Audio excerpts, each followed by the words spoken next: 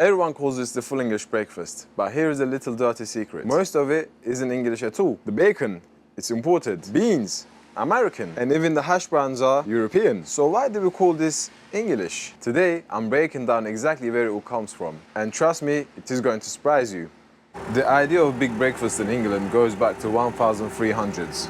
The generality, basically wealthy landowners, loved showing hospitality with huge spreads of meat, bread and eggs. By the Victorian era, it became a working class tradition. Factory workers needed energy for 12-hour shifts, so their fry-up became a staple. Let's put the bread in. The funny part, what we was used to think about traditional English breakfast has always changed. Ingredients came and went depending on the imports, farming and trends, which means even from the start it wasn't fully English. But hey, who doesn't love a full English breakfast? Everyone loves it, right? Let me tell you about who I am. My name is Tasar and formerly I used to be a London bus driver.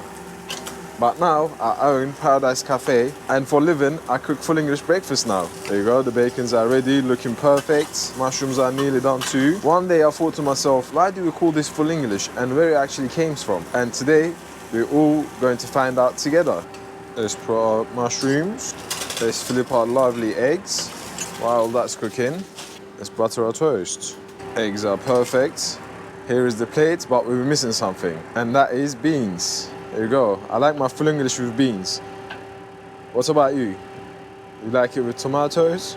Let me know in the comments. Bacon feels like the most British thing on the plate, but the pork in this A1 bacon, it actually comes from Netherlands or Germany, then gets sliced and packed here. Actually, it says it on the packaging as well. Let me show you. It says produce of EC, packed in UK. So technically, it is still European before it hits the pan. My hands are freezing. These crispy beauties, not English at all. Hash browns aren't even from the UK. They were invented in the America 1800s. And these awiko ones made from potatoes grown in Netherlands and Belgium. So your full English already has some American inspiration and European imports. Mushrooms look local, but UK only grows about 45% of what we eat. The rest are imported from Ireland, Poland and the Netherlands, unless on the packet it says they are UK grown. Chances are these little guys have been on a European road trip before it even hits the breakfast. Okay, this is where we score some points. These sausages were made in the UK with British pork, but spices still imported. Even our most British breakfast food relies on foreign trade. Tomatoes are another one. British climate isn't great for growing them year round. For example, look at this, it's raining right now. By the way, if you're ever in Nottingham, Arnold, come visit my shop. It's called Paradise Cafe. I have it here as well.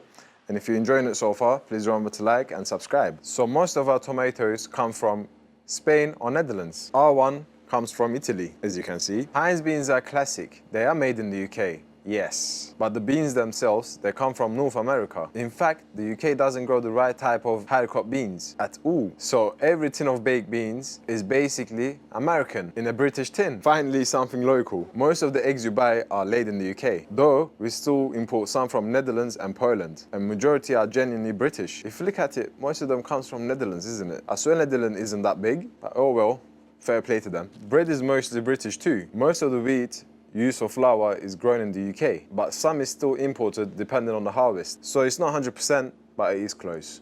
Full English is one of the few meals that unites Britain. For example, my wife is here. She's just eating the breakfast I made. Also, my son is here as well. Tell them to subscribe. I told her that I was going to make a full English breakfast at my shop today, so she decided to come with me. See, that united us. Whether you're in Scotland, Wales or England, you will find a version of it. Though, Scots add black pudding, and Welsh sometimes throw in a seaweed bread called liver bread. Even the term full English only really caught on in the 20th century. Before that, it was just called breakfast. Tea or coffee with your breakfast, neither are British. Tea comes from China or India, and actually there's nothing in this. Do you have coffee in this? And the coffee beans we get, it comes from Brazil, Colombia and El Salvador. So even the drink you wash it down with isn't really English. Here is another one. Hash browns only started appearing in the UK plates in 1970s. Before that, it was fried bread instead. So traditional full English is constantly evolving, and if you ever come to my shop, we do fried bread.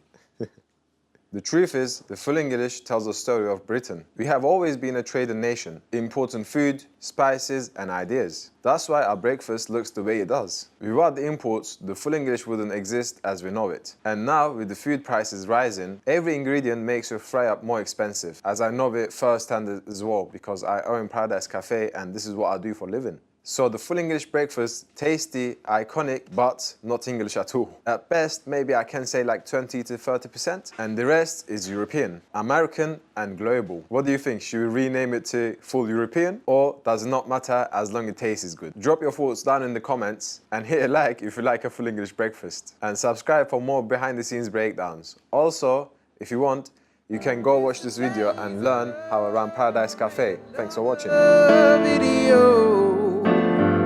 If you liked it, press subscribe down below.